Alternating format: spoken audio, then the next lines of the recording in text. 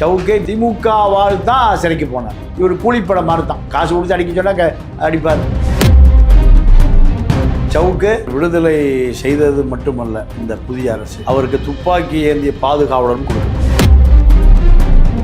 திமுகவுக்கும் தாவேகாவுக்கும் தான் கோல்டு வார், பனிப்போர். ராஜா அடிச்சாரா திரும்பாவ? இது ராஜா அடிக்கல, யார் அடிச்சது? ஸ்டாலின் தான் சொன்னார். திமுகவுக்கும் தாவேகாவுக்கும் ஒரு எழுதப்படாத ஒப்பந்தம் பிடிச்சிருச்சு. நீ என்னை பற்றி பேசாத, நான் உன்னை பற்றி பேச மாட்டேன். அதுதான் ஸ்டாலின் வீட்டுக்கு போய் நடந்த எழுதப்படாத ஒப்பந்தம். திமுக 100% சன்ரைஸ் விஜய்.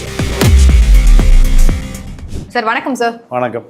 தமிழ்நாடு அரசுக்கு பதவியேற்றதுக்கு அப்புறம் யாருக்கு நல்லது நடந்துச்சோ இல்லையோ, சவுக்கு சங்கர் அவர்களுக்கு ஒரு விஷயம் நடந்திருக்கு. ஏன்னா அவர் கடந்த 3 ஆண்டுகளா சிறைக்கு போறது வரது அப்படின்னு நடந்துச்சு. ஸோ சவுக்கு சங்கர் மட்டும் இல்லாம அவங்க கூட இருக்கக்கூடிய நிதிஷ் அண்ட் மாலத்தியும் இந்த மாதிரியே இருந்தாங்க. இன்றைக்கு அவர் நேற்று விடுதலை ஆயிட்டாரு. விடுதலை ஆனதுக்கு அப்புறம் பிரஸ் மீட்ல சந்திச்சு முதல்வர் அவர்களுக்கு நன்றி அப்படின்னு ஒரு வார்த்தை சொல்றாரு. ஏன்னா இதுக்கு முன்னாடி சவுக்கு சங்கர் சேனல்ல பார்த்தாலும் கூட சரி, அங்க திமுக அரசு எந்த அளவுக்கு ஊழல் பண்றாங்க அப்படின்னு சொல்லிட்டு ஆளும் கட்சியா இருக்கும் போதே விமர்சனங்களா அடுக்கடுக்கா வச்சுட்டே இருந்தார். இப்போ சவுக்கு அவர்கள் விடுதலை ஆயிருக்காங்க. இதை எப்படி சார் பார்க்கலாம்? அவர் விடுதலை செய்தது மட்டுமல்ல இந்த புதிய அரசு, அவருக்கு துப்பாக்கி ஏந்திய பாதுகாவலரும் கொடுக்கப்பட்டிருக்கு. வீட்டுக்கு முன்னாடி துப்பாக்கியோடு பாதுகாவலர் இப்பொழுது அவரை பாதுகாத்து நிற்கிறார். அப்போது இவர் யாருக்கு தேவைப்படுகிறார்? இந்த புதிய அரசுக்கு தேவைப்படுகிறார். ஏன் திமுக பழைய மாதிரி அடிக்கணும்? பழைய திமுக ஊழலை நீங்கள் தொடர்ச்சியாக உதயநிதியை, ஸ்டாலினை, துர்காவை, சபரீசனை, G2 பாலாவை ஊழலை தோண்டி தோண்டி அடிக்கணும். அப்படி அடித்தா தான் எங்களுடைய தாவேக அரசுடைய தேவை மக்களுக்கு புரியும். இதுதான் இப்போ அசைன்மெண்ட். இதுக்காக பல கோடிகள் கைமாறினாலும் ஆச்சரியப்படுறதில்லை. இப்போ அவர் மாறு உடனே எல்லாம் கொடுக்க மாட்டாங்க. உடனே எல்லாம் கொடுக்க மாட்டாங்க. இவர் எப்படி பர்ஃபார்மன்ஸ் பண்ணுறாரு? அட்வான்ஸ் கொடுத்துருப்பாங்க. படம் முடிஞ்சா தானே முழு பணத்தை செட்டில் பண்ணுவாங்க. ஏன்னா அதான் சினிமா நடிகர், சினிமா இண்டஸ்ட்ரியினுடைய நடைமுறை. முதல்ல அட்வான்ஸ் வாங்கி நடிச்சுட்டே படம் முடிஞ்சு டப்பிங்லாம் பேசினா ஃபுல் அமௌண்ட் செட்டில்மெண்ட். இப்போ சவுக்கு இப்போ தான் ஷூட்டிங் ஆரம்பிச்சிருக்கார். இந்த படம் இன்டர்வல் வரணும், அப்புறம் படம் முடியணும், டப்பிங் பேசணும், அப்புறம் சென்சாருக்கு போகணும், இவ்வளோ விஷயம் இருக்குல்ல. அப்போ எப்படி உடனே செட்டில் பண்ணுவாங்க? பண்ண மாட்டாங்க. ஆனால் சவுக்கு அவர்கள் திமுக அரசை விமர்சனம் பண்ணாலும் கூட ஒரு பக்கமாக அதிமுகவை பெரிய அளவில் அடிக்கலன்னு கூட வச்சுக்கலாம். அப்போ நம்ம போது தாவேக அரசு திமுகவுக்கு மட்டும் அகேன்ஸ்டாக ஒர்க் பண்ணுறதுக்காக சவுக்கு சங்கரை யூஸ் பண்ணுவாங்களா, இல்லை அதிமுக மீதான கேசஸையும் உள்ளே எடுத்துகிட்டு வரக்கு சவுக்கு அவர்களை யூஸ் பண்ணுவாங்களா? இல்லை, அதிமுக ஆட்சியை விட்டு போய் ஏறக்குறைய 2021க்கு முன்பே போயிடுச்சு. இப்போ லேட்டஸ்ட்டு 21, 26, 5 வருஷம் தான்.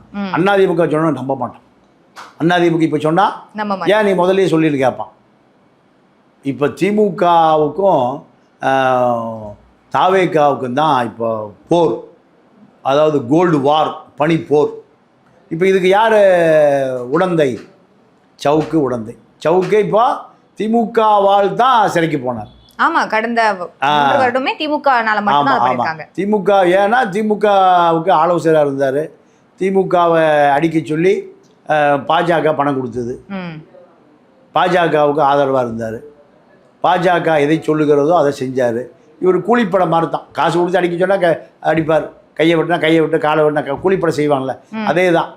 இவர் சவுக்கு ஒரு மீடியா கூலிப்படை. ஒருவேளை கூலிப்படைன்னு சொல்றீங்க, திமுக சவுக்கு அவர்களை விலக்கு வாங்குறதுக்கான வாய்ப்புகளும் இருக்குதானே சார்? ஏன்னா சவுக்கு அவர்கள் கூலிப்படைன்னு சொல்லியாச்சு. இல்லை, இப்போ சவுக்கு கேட்குற தொகையை தாவேகா தான் கொடுக்கும், திமுக கொடுக்காது. ஏன் திமுக கொடுக்காதுன்னா, புது நண்பன் தாவேகா, பழைய எதிரி திமுக. அப்போ பழைய எதிரி முக்கியமா, புது நண்பன் முக்கியமா? புது நண்பன். அதிகாரத்தோட என்ன பாதுகாப்பு? துப்பாக்கியோட பாதுகாப்பு. எங்க போனாலும் இப்போ சவுக்கு துப்பாக்கியோட தான் போவார். யாருக்காக வேலை செய்வார்? கண்டிப்பா துப்பாக்கிக்காகவாது வேலை செய்யணுமா இல்லையாம்மா? போகிற பக்கம் பூரா கட்ட பஞ்சாயத்து இருக்கு, வசூல் இருக்கு, பிளாக்மெயில் இருக்குது, இதெல்லாம் இருக்குது. அப்போது இதுக்கெல்லாம் என்ன வேணும்? துப்பாக்கியோடு போனால் தான். அதுக்கு துப்பாக்கி வேணும்னா தாவேகா வேணும். இதுதான் சவுக்குடைய நிலைமை. சார் இப்போ டிஎம்கே ஆட்சியில இருக்கும் போதே வந்து அவங்களுடைய ஊழலை ஒவ்வொரு விஷயமா எடுத்துட்டு இருக்கட்டும். சோ இனி வரக்கூடிய இடங்கள்ல வந்து இப்போ மேயர் பிரியா அவர்களும் வந்து விஜய் அவர்களை இதுவரைக்கும் சந்திக்கவே இல்லை புதிய அரசு சேர்ந்ததுக்கு அப்புறம். இப்போ மேயர் பிரியா மீதும் பல குற்றச்சாட்டுகள் இருக்கு. அதே மாதிரி இருக்கக்கூடிய மினிஸ்டர்ஸ் மேலேயும் நிறைய குற்றச்சாட்டுகள் இருக்கு. அப்போ சவுக்கு அவர்கள் எடுத்துட்டு வரும்போது எந்தெந்த கேஸ் எல்லாம் யூனிக்கா எடுத்துட்டு வருவாருன்னு நினைக்கிறீங்க? எடுத்ததுமே இதெல்லாம் ஹேண்டில் பண்றதுக்கான வாய்ப்புகள் இருக்குன்னா எதெல்லாம் எடுத்துட்டு வருவார் சார்? அதாவது திமுகவுக்கும் தாவேக்காவுக்கும் ஒரு எழுதப்படாத ஒப்பந்தம் முடிஞ்சிருச்சு. என்ன சார் ஒப்பந்தம்? ஆமாம், நீ என்னை பற்றி பேசாத, நான் உன்னை பற்றி பேச மாட்டேன். அதுதான் ஸ்டாலின் வீட்டுக்கு போய் நடந்த எழுதப்படாத ஒப்பந்தம். இது நடைமுறைக்கு வந்தது எங்கேன்னு கேட்டிங்கன்னா, வாக்கெடுப்பு நடக்கும்போது, அதாவது ப்ரூஃப் நடந்தது. அப்போது திமுக பூரா சொல்லாமல் நைஸாக கிளம்பி வெளியே போயிட்டாங்க. பார்த்தீங்களா? அங்கேருந்து வலிமையாக எதிர்த்துருக்கணும். இல்ல வெளிநடப்புன்னு தானே சொன்னாங்க. தாவேக்கா அரசுக்கு நாங்க இடையூறா இருக்குல்ல, அதனால நாங்க வெளிநடப்பு பண்றோம்னு சொன்னாங்க. அதான் எப்பவுமே இடையூறா இருக்க மாட்டோம், வீட்டிலேயே பேசி முடிச்சிட்டோம். இங்கே நாங்க வெளியில போயிடுறோம், எதிர்ப்பை வந்து குறைச்சி காமிக்கிறோம். அன்னைக்கு நம்பிக்கை வாக்கெடுப்பு தானே சார், அதுல என்ன பண்ண போறாங்க எதிர்க்கட்சி அப்படின்றதுக்காக கூட எழுந்திரிச்சு போயிருக்கலாம். இல்ல, நம்பிக்கை வாக்கெடுப்புல தான் விஜய் அரசே தாக்கு பிடிச்சது. கண்டிப்பா நம்பிக்கை வாக்கெடுப்பு நடக்கிற பொழுது வெளியேறுவது ஒண்ணுதான், தேர்தலில் இருந்து விஜய்க்கு வாய்ப்பை கொடுத்துட்டு வெளியேறுவது ஒண்ணுதான். ஆனா அன்றைக்கு வந்து திமுக கூட்டணி கட்சிகள் மட்டும் அதிமுக இருந்து 25 எம்எல்ஏக்கள் வந்து ஆதரவு கொடுத்தாங்க. அப்படின்னும் போது ஒருவேளை திமுக அன்றைக்கு ஆதரவு கொடுக்கலன்னா கூட இந்த பக்கம் ஆதரவு கொடுக்க ரெடியா இருந்தாங்களே சார், கொடுக்கவும் செஞ்சாங்க. அதிமுக மந்திரி ஆகிறாங்க, திமுக மந்திரி ஆகிறாங்களா?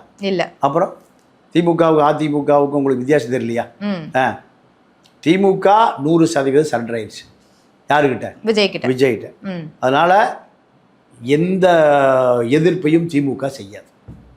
அப்படியே எந்த எதிர்ப்புகளையும் செய்யாதுன்னா கூட நேற்றை கூட MK ஸ்டாலின் அவர்கள் ஒரு அரசியல் முதிர்ச்சியில வன்னியர்ஸ் அவர்களுக்கு அமைச்சர் பதவி கொடுக்கும் போது கூட அவர் வாழ்த்தி தான் வழி எழுப்புறாரு. அந்த விஷயங்களை எப்படி சார் பார்க்கலாம்? எதிர்த்து வழி எழுப்ப முடியாதுல்ல, ஒட்டுமொத்த தலித்த திமுக எதிராக போயிடுவாங்க. வாழ்த்தி தான். நீங்க விஜய் போனாலும் வாழ்த்துவார், விஜயுடைய பையன் போனாலும் வாழ்த்துவார், யார் போனாலும் ஒரு வாழ்த்துவார். ஆனா செய்யற வேலை எதிர்ப்பு வேலையை செய்து கொண்டே இருப்பார்.